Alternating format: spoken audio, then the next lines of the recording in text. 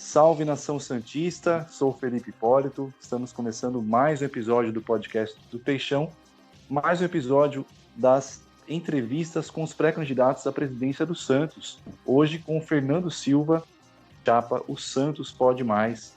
Já agradecemos aí a disponibilidade do Fernando em nos atender. A nossa ideia é falar, com todos os pré-candidatos, para que a gente possa aí dar uma boa noção, de propostas de cada um aí, para os sócios que vão votar no final do ano, em dezembro, e também para a torcida, de modo geral, poder conhecer essas pessoas que estão aí se interessando, fazendo projetos para presidir o Santos Futebol Clube. Antes de já passar a palavra para o Fernando, vou passar a palavra aqui para o Matheus e para o Longo, que formam aí o nosso trio, para que eles deem um alô inicial aí, em mais uma entrevista, uma oportunidade muito bacana de aprendizado para a gente também, poder entrevistar os pré-candidatos. Fala, Matheus, tudo bem? Tudo tranquilo, Felipe, Longo. Dessa vez o Longo vai participar com a gente ao vivo, Exato. E um abraço para o Fernando. A gente já participou de uma live com o canal do Vanderlei. Foi bem bacana, então a gente vai fazer mais perguntas para o Fernando, que é um dos candidatos na eleição do Santos. É muito gratificante aqui responder algumas questões sobre o Santos Futebol Clube com o Fernando. É isso aí. E aí, Longo, tudo bem? Fala, Felipe, tudo tranquilo? Matheus, é muito bom poder estar participando dessa entrevista, porque eu não consegui participar da outra. E agradecer ao Fernando também pela presença e pela oportunidade de estar aqui na entrevista. Show de bola. Então, Fernando, eu vou fazer uma breve apresentação aí, ok? Da questão da sua carreira profissional também, um resumo mesmo, também da sua atuação no Santos. Aí vou pedir, assim que você já pegar a palavra aí, para você complementar, tá? Se precisar complementar alguma coisa, se você achar necessário. E já vou emendar a primeira pergunta também. O Fernando Silva, ele é engenheiro químico com especialização em administração de empresas, Atuou na gestão do Luiz Álvaro de Oliveira Ribeiro, o famoso Laor, presidente do Santos. Ele atuou em 2010 e 2011 como consultor executivo de futebol, atuou diretamente aí na negociação de jogadores, contratações. E, enfim, Fernando, eu queria que você complementasse já nessa apresentação, se for necessário, e já emendar a primeira pergunta, com o seu alô inicial aí para a Nação Santista, Por que você se interessou em ser presidente do Santos nesse momento tão complicado da vida do clube? Mais uma vez, obrigado e boa noite. Boa noite, Nação Santista. Boa noite, Felipe, Matheus, Longo. Bem, então, como você falou, eu sou engenheiro químico pelo Mackenzie, administração de empresas pela Faculdade Getúlio Vargas e estudei em Harvard Business School, também completando aí os principais itens aí do meu currículo, Comecei na vida política do Santos, eu sou sócio remido há mais de 35 anos, e comecei na vida política do Santos em 2000, quando aquela bola do... Acho que vocês não estavam nem nascidos, mas... Eu estava. A bola do Ricardinho entrou e a gente resolveu disputar uma eleição contra Marcelo Teixeira. Fundamos o movimento Resgate, e foi o principal movimento de oposição ao governo Marcelo Teixeira durante 10 anos. Ganhamos a eleição em 2009. Eu não pude ser naquela época o candidato, porque logo em 2000, quando a gente teve mais de 45% dos votos e assustamos lá o Império Teixeira, eles mudaram o estatuto e inviabilizaram a minha candidatura durante 10 anos. E a gente tinha que sempre encontrar um representante que tivesse os pré-requisitos. Eu, com mais de 10, 15 anos de sócio, não podia ser candidato. E aí foi Luiz Álvaro, nós ganhamos, a gente já tinha uma equipe preparada, cada um foi para uma área, eu fui para o futebol. Com alguma sorte e alguma competência, nós tivemos a fase mais brilhante do Santos Futebol Clube depois da era Pelé. Em 2014, fui candidato, a gente teve uma votação expressiva no primeiro dia de votação, provavelmente ganharíamos a eleição, mas a mesma foi cancelada devido a uma tentativa de fraude numa urna, um voto. O presidente da eleição naquela época, cancelou a eleição e transferiu para um sábado para frente. E aí ficou complicado porque o nosso voto era um voto que vinha muito de fora, né, da cidade, e tivemos um problema no segundo sábado, ganha Modesto Roma. Aí depois veio 2017, ganhar Pérez, né? Vou encurtar a história para a gente usar para o tempo melhor, né? Mas todo mundo sabe o que aconteceu. E agora, 2020, apresentamos uma candidatura baseado basicamente no que nós fizemos em 2010, 2011, com uma gestão profissional e um conselho de gestão, né, que não seja político, e sim um conselho de gestão técnico que faça a mentoria, que faça o espelho da área executiva. Então, a gente também não fez nenhum acordo político nessa eleição e a gente vem como um grupo homogêneo, bem sólido e que defende um plano de governo e não pessoas, não acomoda pessoas, né? A gente tem um plano de governo e é sobre ele que a gente quer discutir e mostrar para o associado que nós somos a melhor opção. Entendi. Vamos então para a primeira pergunta do Longo. Vai lá, Longo. Começa então aí a nossa primeira rodada aí. Bom, Fernando, o Santos passa uma situação financeira bastante delicada e isso acaba não sendo novidade para ninguém. O próximo presidente do Santos ele vai encontrar as finanças ruins, óbvio. Para você, tem como o time acertar as finanças, o clube acertar as finanças e ter um time competitivo ao mesmo tempo? Ou o torcedor santista vai se privar dos resultados em campo, assim, entre aspas, claro, para resolver as questões financeiras primeiro? Olha, você pegou num ponto aí que é o que a gente até defende, né? Você, né, preteria um time competitivo por causa que você tem que fazer uma recuperação financeira. E essa linha é muito tênue, né? Então a gente defende que sim, né?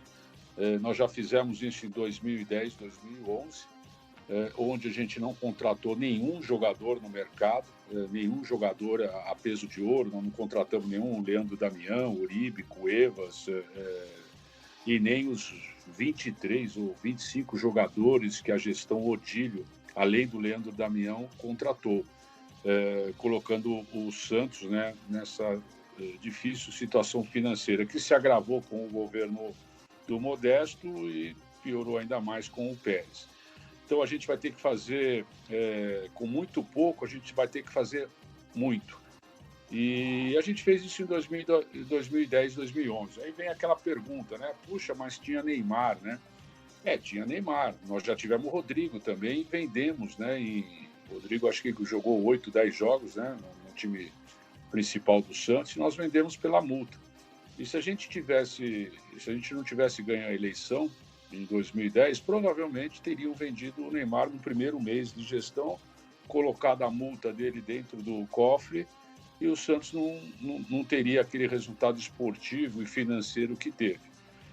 Então é uma situação muito difícil, é uma situação que a gente vai ter que equilibrar um competitivo, mas a recuperação financeira que se dá através da recuperação da credibilidade no Santos no mercado, ela é essencial para a sobrevivência. O Santos está literalmente quebrado. Então, a gente vai ter que andar aí nessa linha que você faz para tentar recuperar as finanças do Santos, recuperar a credibilidade do Santos, e aí talvez o próximo presidente vai conseguir pegar uma situação melhor do que a que nós estamos pegando, que é de terra completamente arrasada. Então, a gente coloca como uma vantagem competitiva a nossa experiência de já ter estado dentro do clube, já ter tocado o futebol, já ter tocado a parte administrativa, financeira do Santos. Hoje você não pode errar nas suas decisões. Cada decisão errada custa muito caro para o Santos. Nós já vimos isso, já vimos esse filme. E eu acho que o sócio vai analisar o currículo de cada um, a experiência que cada um tem em administrar um clube de futebol. Eu não estou falando em administrar uma empresa, estou falando em administrar um clube de futebol. E aí vai dar o seu voto e, logicamente, a gente respeita e a gente quer, porque, acima de tudo, a gente é santista fanático e a gente quer que o nosso time saia rapidamente dessa situação que a gente está hoje. Matheus, sua vez. Então, Fernando, eu fiz uma pergunta para o Agostinho semana passada. Vou fazer igual para você, porque eu acho que uma forma justa, né? Todos os candidatos responderem a mesma pergunta, acho que é uma forma justa.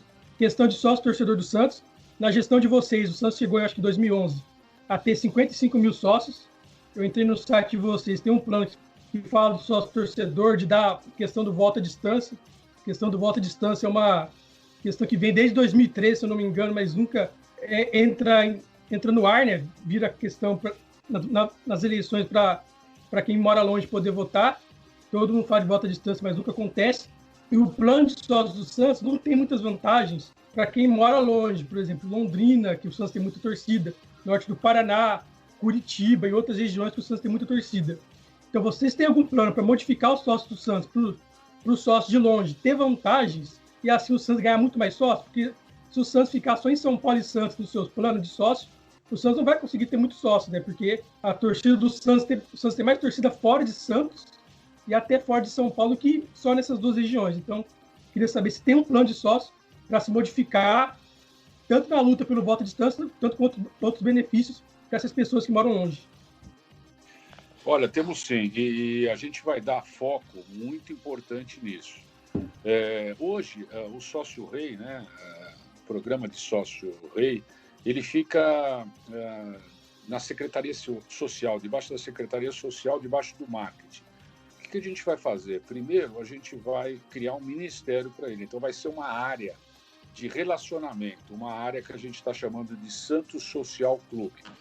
Esse Santos Social Clube, ele vai falar, além do programa de sócio, ele vai falar com o torcedor do Santos. Hoje a gente tem mais de 7 milhões de torcedores e a gente tem 25 mil sócios. Então, olha o espaço que a gente tem para ganhar e para conversar com esse torcedor. Então, a gente vai conversar com o torcedor, a gente vai conversar no programa de Sócio Rei, tendo o sócio digital, né? Nós vamos ter um hub de innovation, muita tecnologia. Hoje tudo é tecnologia. Então a gente vai ter logicamente a gente vai remodelar totalmente esse programa de Sócio Rei, que já melhorou bastante. Nós vamos ter o relacionamento com as embaixadas. Então o nosso plano é criar mais e mais embaixadas. Para isso a gente vai propor uma mudança no estatuto, que é descer a barra, né, o limite para você criar uma embaixada. E a nossa proposta nesse sentido é que 5 ou mais torcedores adimplentes que estejam numa reunião, eles criam uma pré-embaixada, a gente não sabe qual o nome que vai dar, e depois comece a divulgar o Santos. Quando eles chegarem a 100 sócios naquela região, eles viram uma embaixada. Com isso você leva o clube também mais perto dessas regiões. A gente vai ter um diálogo com as franquias. As franquias são também captadores, além de talentos, como captadores de sócios também. O relacionamento com as torcidas organizadas, determinando qual é a responsabilidade de cada um. Qual é a responsabilidade do Santos, qual é a responsabilidade da torcida organizada.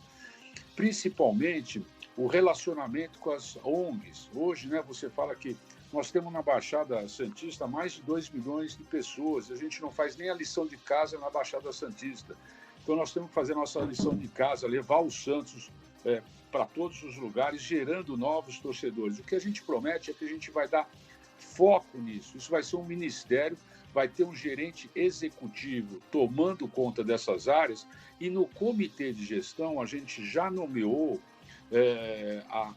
a embaixadora, a pessoa que fundou e criou a Embaixada de Campinas, que é a Cláudia Arraia, que vai estar no comitê de gestão fazendo a mentoria da área executiva dessa área que vai cuidar de sócio. E por que a Cláudia? Porque além do lado de ser uma mulher e trazer essa visão da mulher, ela já sabe o que é a dificuldade que é ser um sócio à distância, um sócio que não esteja perto da Vila Belmiro. Então, vai poder acelerar muito o nosso processo de entendimento. Nós estamos conversando muito com a Disney, que hoje é a empresa que mais sabe tratar o seu sócio, vendo os programas e treinamentos para melhorar. Lógico, você vai falar, pô, você vai ser a Disney. Não, mas nós temos que ter um objetivo. Nosso objetivo é tratar o nosso cliente que nem o cliente da Disney é tratado.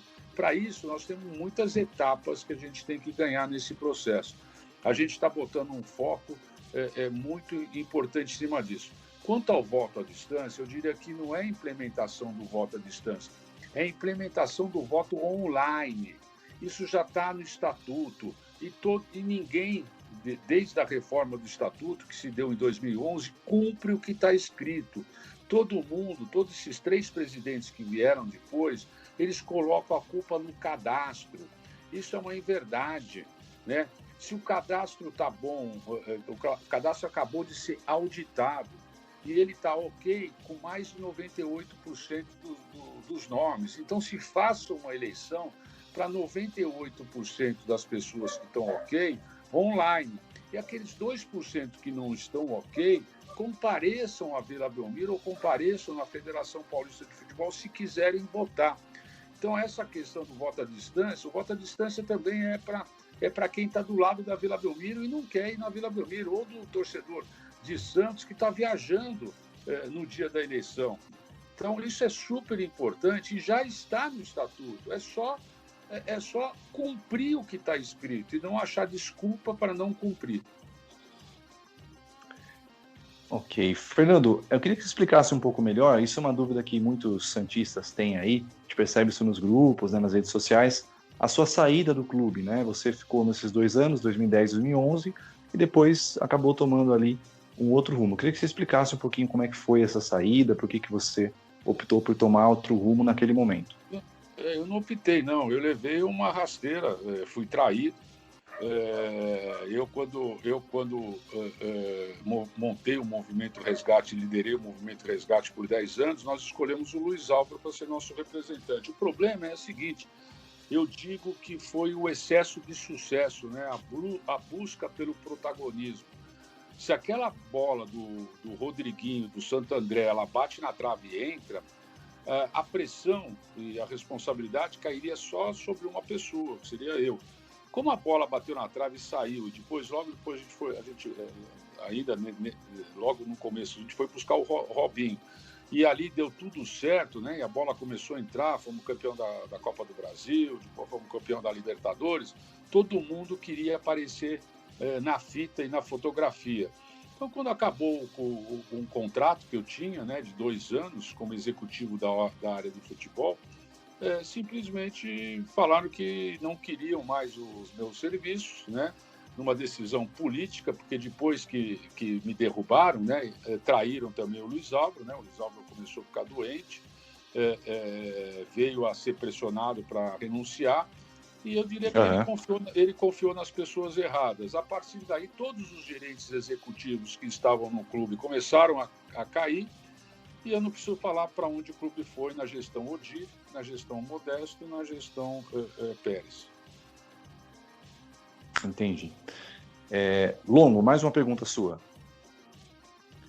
Aproveitando que o Felipe citou a sua passagem pelo clube entre 2010 e 2011, toda experiência costuma ser um aprendizado.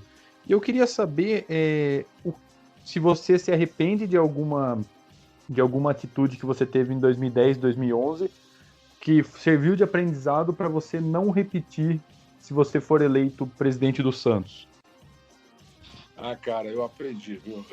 Primeiro que o futebol ele tem as suas próprias regras e ele tem aquelas regras que não estão escritas em nenhum lugar. Segundo, que acordo político não dá certo, né? Acordo político tem um preço a pagar no dia seguinte, né? Então, os acordos políticos que a gente fez e que não precisavam ser feitos, eles tiveram um preço, né? E a gente viu qual foi o preço, né? O primeiro preço que a gente pagou foi a ascensão do Odílio e a traição no Luiz Álvaro. Então, é por isso que nessa eleição a gente fala o seguinte: vamos cometer novos erros, mas não vamos cometer os erros que nós já cometemos. Eu já fiz acordo político com todas as pessoas que estão no cenário do Santos Futebol Clube. E eu não tive sucesso em nenhum. Então, eu aprendi isso, né? O aprendizado é que a pacificação no Santos ela vai se dar por gestão. O grupo que entregar uma gestão transparente, profissional, tem o clube pacificado.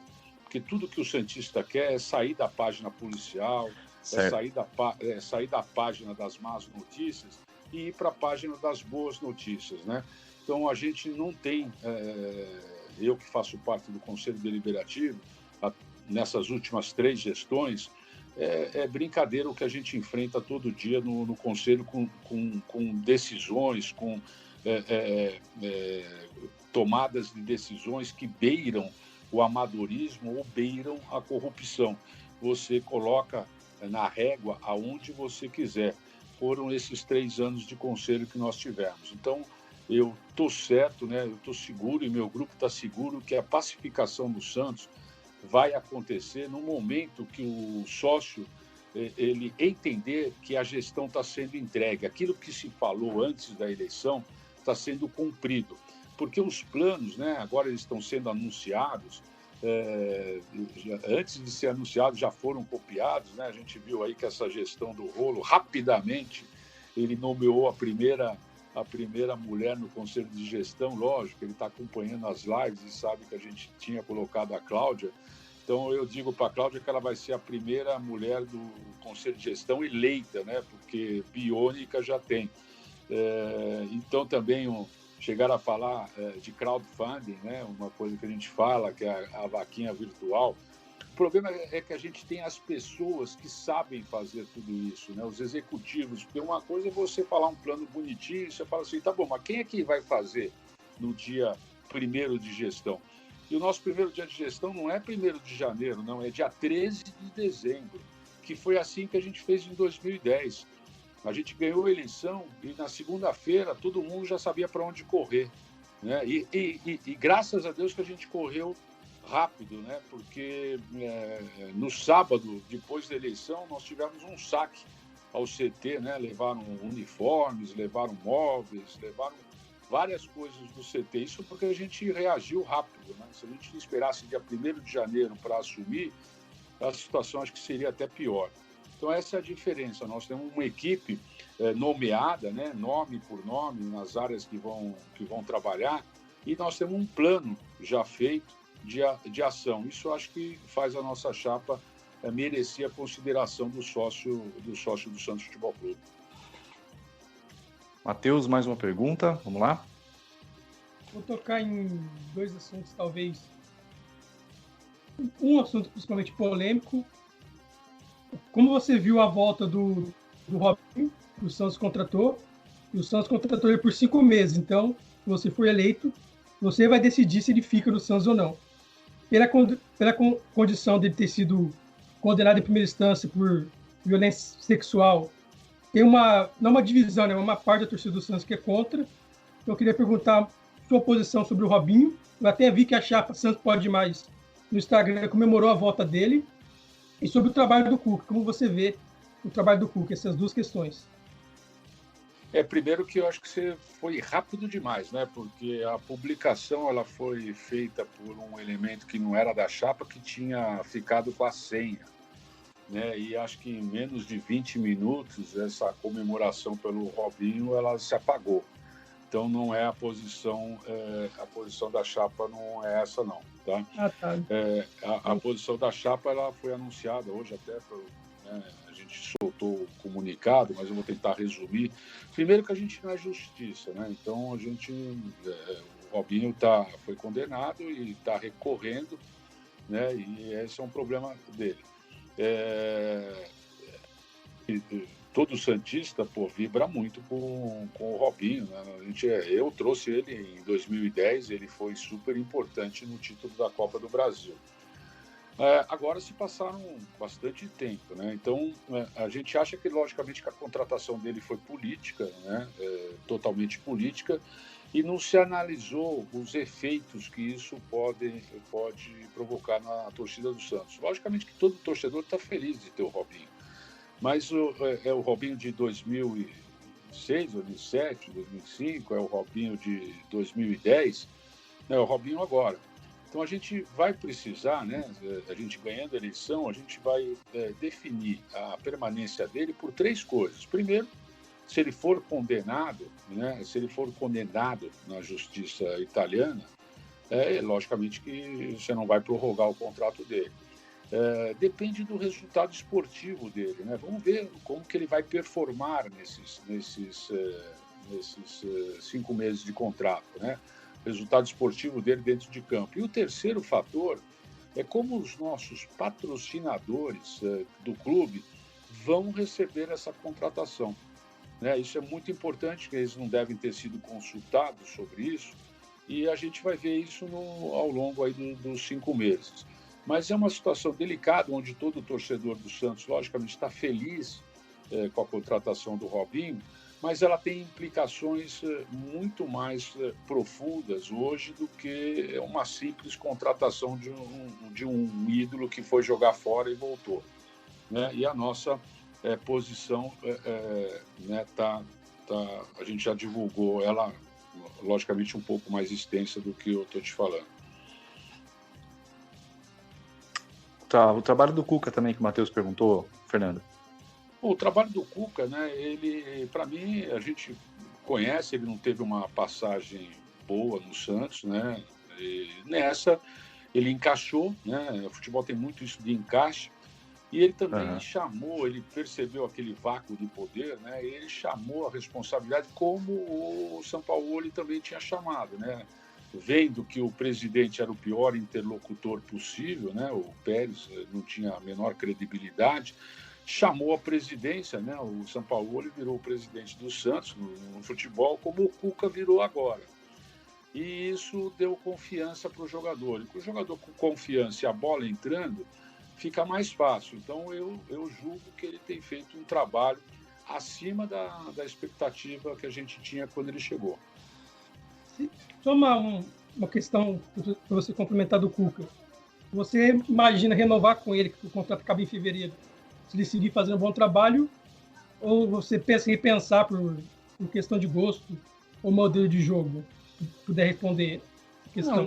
Não tem essa de gostar de modelo de jogo. Imagina se o Cuca for campeão da Libertadores e campeão da Copa do Brasil, que todo mundo está torcendo, né? Está respondida a questão, né? Então, depende muito do que vai acontecer, né? Do resultado em campo e do trabalho que ele vem fazendo. Logicamente, né, com o trabalho que ele vem fazendo, ele se torna um candidato normal e natural de ficar na posição que ele está. Perfeito. Entendi. Fernando, na página da Chapa no Twitter, vocês colocaram recentemente uma crítica, né, ao comitê de gestão, porque hoje ele só pode ser ocupado aí por conselheiros mesmo do clube, né? Não há a possibilidade de haver empresários independentes. Queria saber se essa é a única crítica que você tem ao estatuto, se você tem outras críticas, pretende fazer mudanças no estatuto, como que você enxerga aí essa peça aí, esse regimento interno do clube? Não, a gente tem 3 mudanças que a gente vai sugerir. Primeiro, a gente acha que o estatuto do clube é muito bom, é moderno, é um estatuto de 2011, mas ele precisa de ajustes, né? Então, ajustes porque ele já tem quase 10 anos. Então, um ponto que a gente vai tocar é esse das embaixadas, né? Incentivar a criação de embaixadas. O segundo que a gente vai rever é o limite do corte, né? Se 20%, se deixa isso mais baixo para proporcionalidade. O terceiro ponto que a gente vai tocar é que a gente tem certeza que o clube tem muito conselheiro. Então, num plano, a gente quer, ao longo do tempo, trazer esse número para 150 conselheiros, que a gente acha que é um número ideal para um conselho de um clube da grandeza do Santos. Então, são alguns ajustes que a gente está divulgando, que a gente vai promover no Estatuto. Quando a gente criou o Conselho de Gestão, a gente criou num modelo de Conselho de Administração. Era aquele modelo que a gente informalmente tinha criado em 2010, 2011, que era um Conselho de Administração Técnica, onde você tinha pessoas que serviam de mentoras ou interagiam com os gerentes executivos até a promulgação do Estatuto em 2011. Mas a gente viu que ele foi usado como um instrumento político, né? Então ele desvirtuou já na gestão Odílio. Então isso é que a gente pretende corrigir ou dar uma melhor redação para ter, a gente é totalmente favorável à gestão compartilhada, né, e a responsabilidade pela gestão compartilhada. Então o Santos não é um presidente, o Santos são 9 pessoas que tomam decisões colegiadas. Então, talvez a gente tenha que redigir isso de uma maneira mais clara do que ela está feita pelo Estatuto de 2011, porque a gente viu que ela foi mal utilizada nessas 3 últimas gestões. Ok. Longo, sua vez novamente. Eu queria saber a sua opinião, Fernando, a respeito do projeto da nova Vila Belmiro, que teve a aprovação de 98%, e se você gostou do projeto, como que você vê, é necessário modernizar a vila, ou se você pensa também que o Santos tem que jogar em outros lugares, São Paulo, interior do estado. Qual a sua visão sobre, abre aspas, a Casa do Santos? Não, eu fui um dos 98% de conselheiros que votei a favor, já conhecia o projeto é muito moderno. O grande problema do projeto, mas não é do projeto, né? O problema nosso é que a gente vai limitar por 30 anos, 35 anos, eu não sei o que vai ser decidido, porque agora é uma discussão entre um grupo formado pelo Conselho Deliberativo, pelo Executivo e o grupo formado pela empresa. Então, esses detalhes vão ser discutidos. Mas você compromete a tua receita de ticketing por pelo menos 30 anos. Então, você não vai ter mais do que aquilo. Isso provoca uma diferença na receita ticketing para os teus principais concorrentes, que têm estádios com mais do que 40 mil pessoas. Então, se você vai jogar nos próximos 30 anos para 25 e os outros jogam para 40, você tem uma diferença aí de receita que você vai ter que buscar em algum outro lugar para ter o mesmo nível de competitividade com os teus concorrentes. Mas isso é um problema que a gente tem que enfrentar, sendo mais criativo, sendo agressivo, tendo credibilidade no mercado para buscar essas receitas que não vêm necessariamente do ticket e está no entorno da marca, né? Nós vamos ter que compensar essa diferença de receita no momento zero com criatividade e com gestão. Então, e outro, né? Nós vamos ter aí agora 2 anos e meio, 3 anos pela frente de jogar fora da Vila Belmiro, porque nós não vamos ter a Vila Belmiro. Então, na nossa gestão, nós já vamos ter que definir isso claramente, porque nós não vamos ter nem Vila Belmiro e não vamos ter também o Pacaembu. O Pacaembu já está fechado, o Pacaembu volta no mínimo 2 anos e meio para frente, e ele não volta com o futebol sendo a principal atividade, ele volta no plano de negócios do consórcio que ganhou, garagem, é shopping e é prédio de escritórios. Eles têm 5 jogos só que eles colocaram no business plan. Então nós vamos ter que fazer uma logística, uma estratégia para o mando de jogo do Santos nesses 3 anos que nós vamos ter pela frente, sem dúvida nenhuma. Você acha que o Eurico Mursa seria uma opção, de repente, para alguns jogos? Uma reforma básica no Eurico Mursa e mandar alguns jogos lá, Fernando? Esse é sempre uma opção, né? Isso o Flamengo mais ou menos fez, né? Um pouco na Ilha do Governador e depois que deu certo. Eu acho que passa por uma alternativa em Santos, e aí o Eurico Mursa dando uma reformada ali para caber um pouco mais de pessoas, né? Se torna, como você tem a opção do Canindé, como você tem a opção Eu acho que o mando de Santos, o mando de jogo do Santos, ele tem que ser definido por 3 coisas, né? Primeiro, quando sai a tabela, e hoje você tem tabelas que saem com mais de 6 meses de antecedência, dá para você ter um planejamento muito bem feito. Então, você tem que planejar e ver três fatores importantes para a definição de mando de jogo. Primeiro, você fala, pô, esse é um jogo que eu tenho que ganhar. Esse é um jogo que eu tenho que aumentar a minha chance de ganhar os 3 pontos. Então, eu preciso do resultado esportivo. O outro fator é o resultado econômico. Esse jogo eu preciso fazer a maior receita possível, não só com a receita de ticketing, de venda de ingresso, como a receita do dia do jogo, aonde eu vou ganhar mais dinheiro para fazer esse jogo. E a terceira é a decisão de esse jogo eu preciso fazer sócio, eu preciso enganjar mais gente. Quando você tem esses 3 fatores, logicamente, se você tiver os 3 fatores num só, está definido aonde é o mando de jogo. Mas se você não tiver, você define o mando de jogo por esses 3 itens, na minha opinião. Então, são jogos onde você vê o retorno financeiro, o engajamento e jogo onde você precisa dos 3 pontos. Logicamente que nada no futebol é garantido, mas você trabalha com essas 3 variáveis. Beleza. Matheus, sua vez novamente.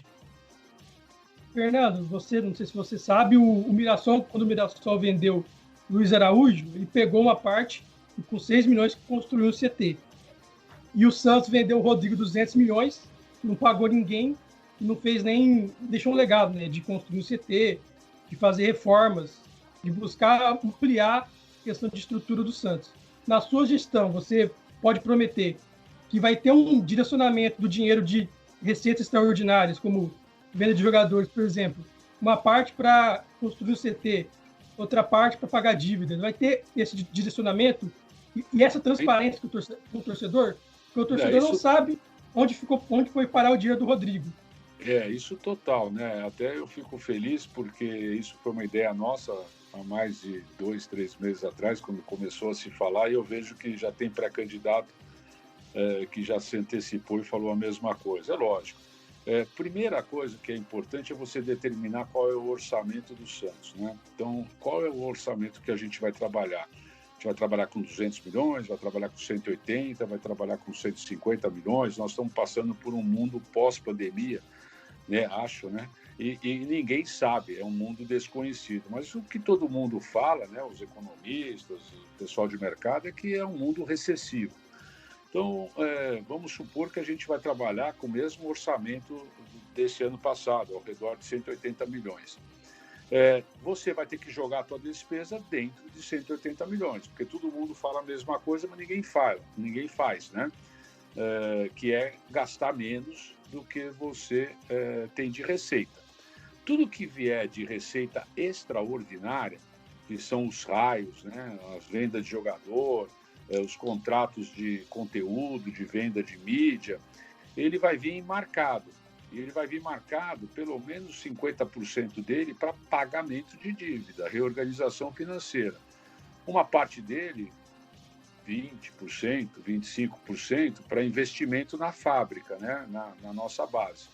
E o resto para operação do dia a dia, né? Para operação do clube. Então, isso vai ser... os números finais disso vão ser anunciados antes da eleição, porque hoje a peça mais importante que a gente tem que definir é o orçamento do clube, com que orçamento a gente vai trabalhar. E vocês vão ver logo mais, né, porque eu já tenho falado disso há mais de uma semana, a gente já está sob o fair play financeiro, né? Então tem candidato aí que nem sabe o que é fair play financeiro. Mas a CBF, já a partir de 2020, o Santos é consignatário nisso, já está valendo o fair play financeiro.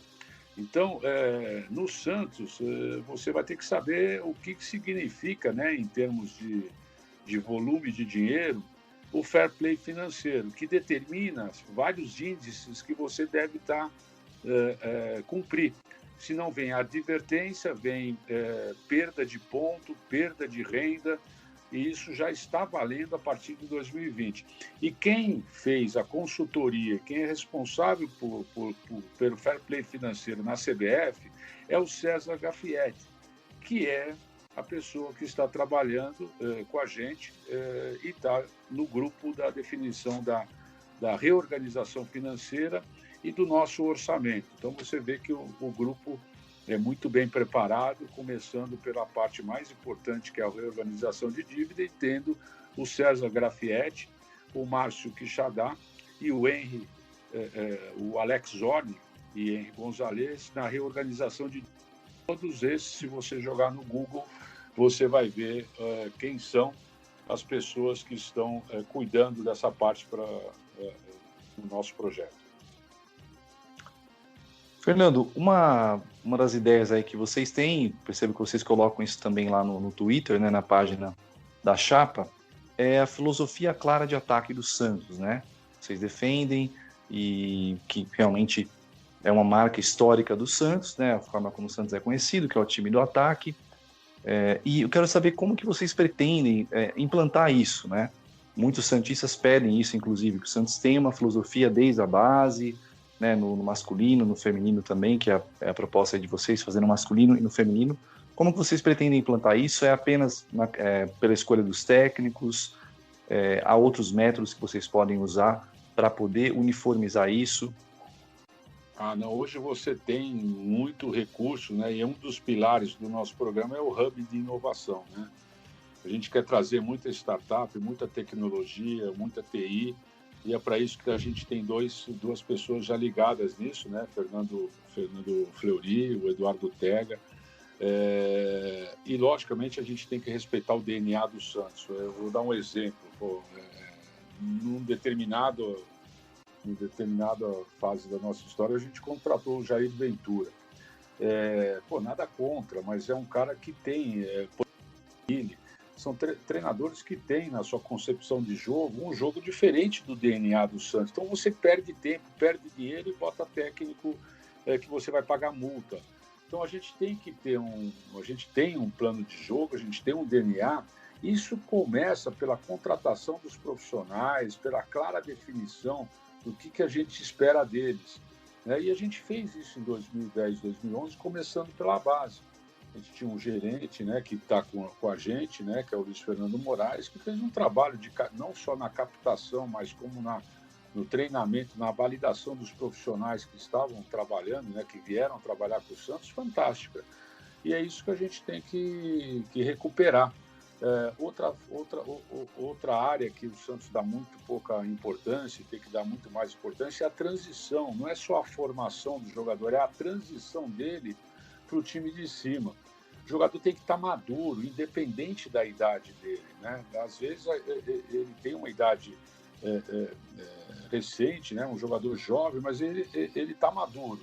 E às vezes ele não está maduro. A gente pode pegar vários exemplos. O que eu cito sempre é o do Yuri Alberto, que era um jogador na base que dava um resultado, mas ele não estava nem perto de estar maduro para ir na primeira subida dele para o time profissional. E aí começa a não ir bem, não quer voltar. Outra coisa que a gente tem que analisar é quando você levar o jogador para o time principal, ele tem que estar com o seu contrato, né, com o aspecto contratual todo ok, ou senão você cria um problema na frente, né? Você vai levar um jogador, ele foi para o profissional, de repente ele já acha que ele vale 3 vezes mais, 4 vezes mais, e fica já começando a inviabilizar os acordos, né, a tua formação. Então, tudo isso tem que ser contemplado e nada melhor do que gente que já fez isso e que é do ramo, né? Então, é o que você falou. A gente tem que ter um DNA, a gente tem que definir o nosso DNA, e o nosso DNA é ofensivo. Então, você pratica isso desde as suas categorias de base. E para o jogador, né, ele absorvendo isso e chegar pronto, mas respeitando sempre o ciclo de maturidade de cada um, que é diferente. Certo. A gente separou também, Fernando, algumas questões aí do pessoal que nos enviou aí, né? algumas perguntas aí dos nossos ouvintes. O Longo tem uma pergunta aí de um ouvinte. Vai lá, Longo. Bom, a pergunta é do Pedro Nascimento e é sobre o setor de análise de desempenho do Santos. Ele é um setor bastante utilizado na Europa, com grandes clubes europeus que têm mais de 20 funcionários, e a gente vê o resultado dentro de campo com contratações. O Santos, ele tem funcionários bastante capacitados, mas a estrutura é até certo ponto vergonhosa para o tamanho do nosso clube. Como que você, Fernando, e sua equipe pretendem investir nesse setor, ainda mais sabendo que o Santos não tem dinheiro para fazer grandes investimentos? Puta, eu concordo em gênero, número e grau com ele. Quer dizer, esse vai ser um investimento muito importante, que é o da inteligência, do scout, o busca. Hoje está tudo mapeado, todo mundo está mapeado. Então, como é que você explica uma contratação de Uribe, de Cuevas? Você sabe o número de jogos que ele jogou, você sabe o número de partidas que ele entrou, quantas vezes ele foi substituído, quantos gols ele fez, quantas assistências ele deu. Se você vê tudo isso, você pode até contratar um jogador como esse, mas você contrata num contrato de risco, né? Você contrata num contrato de performance e não pagando 500, 400, 600 mil reais por mês. Isso é vital. A gente tem bons profissionais, mas a gente não vê isso refletido no campo, ou seja, você vai atrás de jogadores formados que não vêm acrescentar nada, e você não tem apostas, né? Se o departamento estivesse funcionando bem, né, e na nossa época tinha uma pessoa que fazia a indicação de jogador, hoje o pessoal está muito mais aparelhado e com ferramentas muito mais modernas. Então, isso é vital e de suma importância. Mas você tem que saber usar as informações. Então, quem são os jogadores que a gente trouxe de apostas, né? Quem é o Zé Love, né? Quem é o Danilo? Quem é o Alexandre? Esses foram apostas que deram certo, né? Logicamente, tiveram várias apostas erradas, né? Que não deram certo.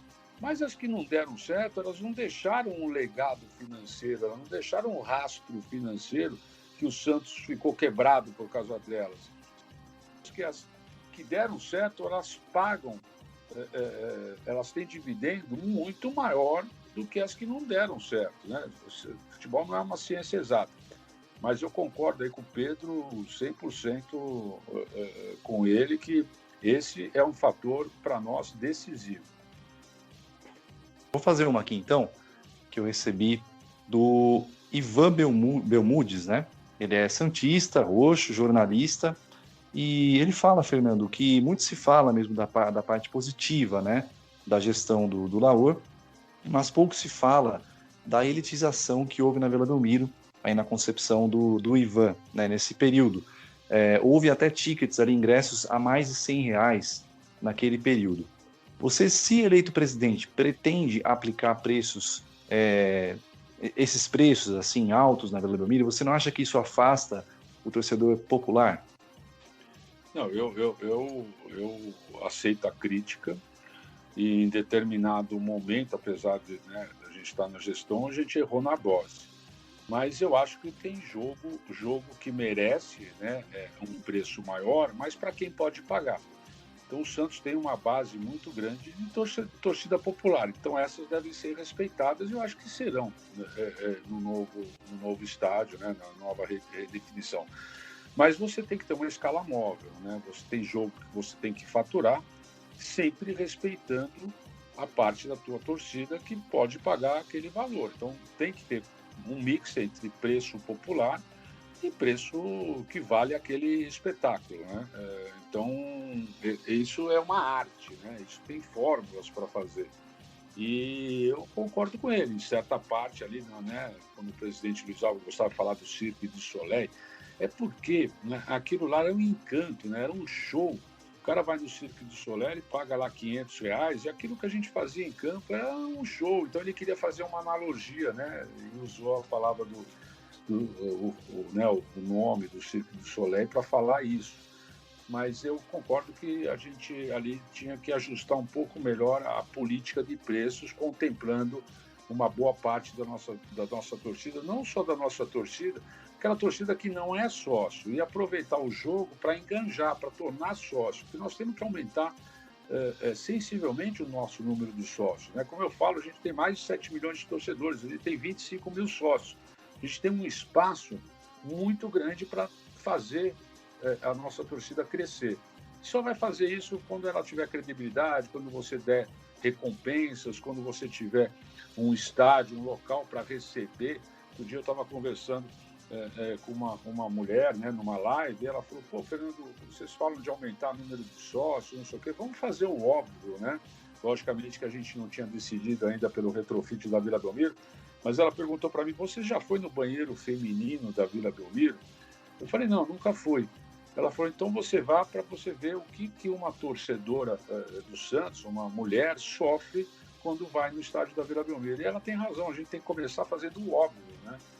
O banheiro da Vila Belmiro não está adequado para receber nem família, nem mulheres.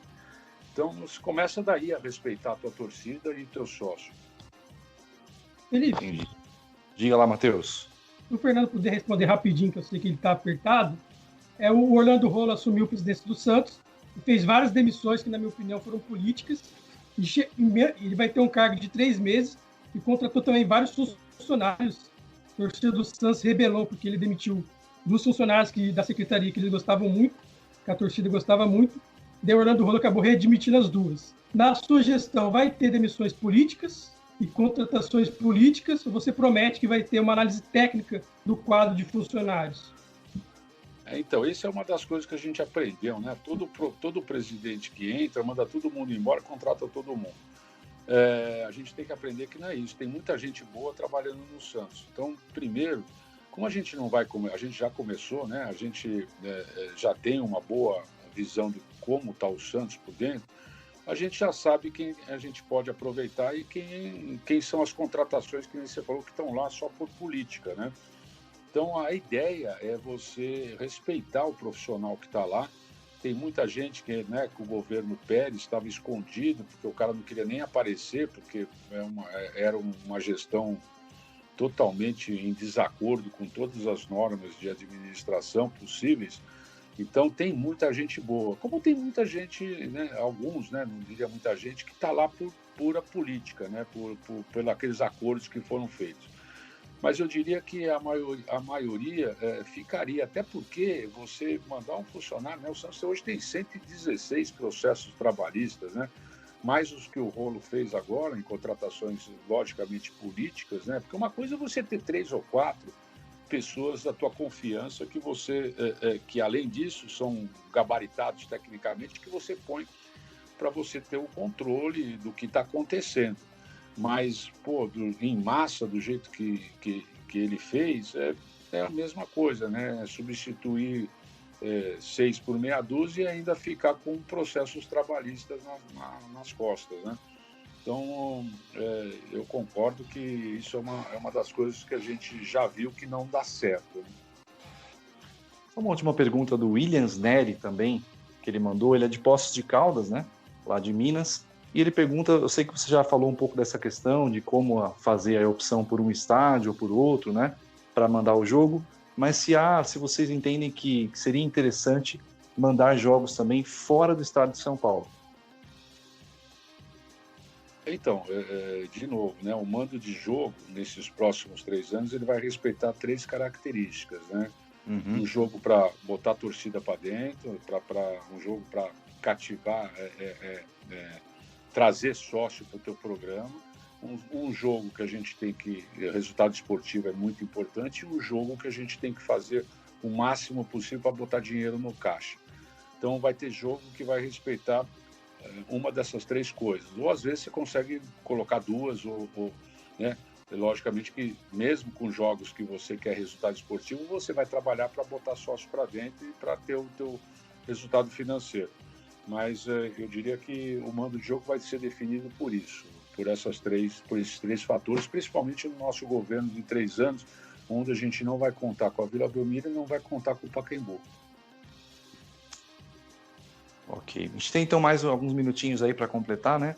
a 1 hora aí de programa que a gente está fazendo com cada pré-candidato, Fernando. Queria que você desse, então, um recado final aí para a Nação Santista, algumas considerações finais e também uma saudação final aí para os nossos ouvintes. A gente espera que essa conversa tenha sido bem esclarecedora, né? Para que o pessoal possa conhecer um pouco melhor aí Fernando Silva. Então, umas considerações finais aí, Fernando, para os nossos ouvintes do podcast do Peixão. Eu agradeço a oportunidade. O voto do associado ele vai ser decisivo nessa eleição. Eu acho que nós não podemos errar mais uma vez. O Santos não suporta mais. Nós estamos literalmente numa situação financeira muito ruim. A gente está muito, muito perto do que é o Cruzeiro. A gente tem um exemplo aí na nossa frente. E procure saber, né, dos grupos qual o projeto, quem está por trás, quem é a equipe que está por trás de cada grupo, né, o currículo do candidato a presidente, não só do candidato a presidente, mas do seu comitê de gestão, quem são as pessoas que estão envolvidas e qual é aquele grupo que tem a maior condição de tirar da teoria, né, tirar do PowerPoint bonitinho e colocar na prática, fazer aquilo tornar realidade. A partir do momento que você tiver feito essa análise, eu tenho certeza que o seu voto vai vir para o nosso grupo e nós vamos fazer um trabalho, né, de muita gente para recolocar o Santos no mercado do jeito que, né, da forma que ele merece e deveria estar. Agradeço a vocês, Felipe, Matheus, Longo, a oportunidade e estão aí à disposição, tá? Para a gente mais uma, duas, para esse bate-papo aí gostoso com vocês, né? Logicamente que era muito melhor a gente estar fazendo uma resenha aqui, né? Que é muito melhor do que estar falando de política, mas faz parte. Faz parte. Matheus, um último recado seu aí para a Nação Santista. Foi um prazer fazer o programa aqui com o Fernando, né? Sempre importante trazer os candidatos, né? Porque os candidatos que nas eleições um se torna presidente e esse é o representante do torcedor, né? Então a imagem do clube é representada pelo presidente que é eleito pelo sócio. Então muito importante abrir o espaço para todos. Foi muito bacana e aproveitar para quem está escutando o podcast do Peixão, para se inscrever no nosso canal, dar aquele like para a gente crescer cada vez mais. Isso aí, Longo, último alô seu. Muito obrigado, Fernando, pela entrevista, pelas respostas, atendeu a todas as nossas perguntas no dia de hoje, e agradecer ao Felipe e ao Matheus pela parceria de sempre, e à Nação Santista pelo apoio. Valeu. Isso aí, também quero agradecer mais uma vez a disponibilidade do Fernando. A gente sabe que agora a agenda, né, dos pré-candidatos tende a ficar cada vez mais cheia, então ele reservou um espaço aí, nos atendeu. Te agradece novamente. Agradece também as perguntas, né, que foram enviadas aí pelos ouvintes. A gente quer que sempre a proposta do podcast é fomentar o debate, né, entre os santistas, então que eles possam participar sempre com a gente aqui, comentando, dando sugestões, cornetando, enfim. Os santistas estão sempre à vontade, sintam-se sempre à vontade para participar aqui no nosso podcast. E a gente espera mesmo, né, que essa entrevista também que essas entrevistas, né, a gente pretende fazer com todos os pré-candidatos, né, o Agostinho já foi no primeiro programa, agora o Fernando Silva, e já tem, o Marinho também já topou, a gente vai convidar os outros, a ideia é fazer, né, toda semana com um pré-candidato diferente. A gente espera que isso possa esclarecer bem as ideias, porque além dos sócios que vão votar este ano, né, às vezes alguém não é sócio ainda, ou este ano é sócio, mas não com as condições suficientes, né, que tem que ser adimplente a um ano ininterrupto antes da eleição, né? Então, às vezes alguém que não é sócio hoje ou ainda é sócio, mas não tem ainda esses pré-requisitos, daqui a 3 anos vai poder votar. Então, é interessante que já conheça um pouco também as propostas de todas as pessoas que estão interessadas aí, porque, de repente, o mesmo candidato que é agora candidato e não vence, daqui a 3 anos vai ser candidato novamente. Então, esse santista já conhece um pouco também desse pré-candidato já a partir desse ano, né? Então, é realmente um trabalho que a gente fica feliz em realizar, porque a gente vai ajudar aí os santistas, os sócios, os futuros sócios, quem vai votar futuramente também, não só quem vai votar nesta eleição, a conhecer melhor, entender melhor o cenário, entender melhor cada projeto e poder avaliar e tomar a sua decisão.